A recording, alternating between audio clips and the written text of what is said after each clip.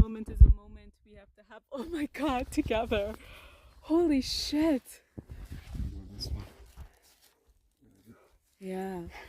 No, it looks good. It looks so good. It's supposed to, wait, it's supposed to look lumpy though? So, Lumpy pump. Oh, good! rock on. Yeah, we did such a good job. So we have 4 of them done.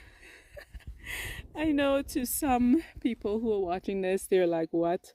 Why are you so excited? But we honestly don't know what we're doing. So we're learning as we go.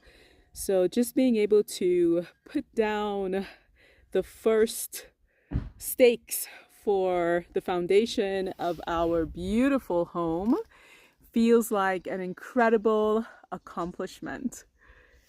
And Coco is ready.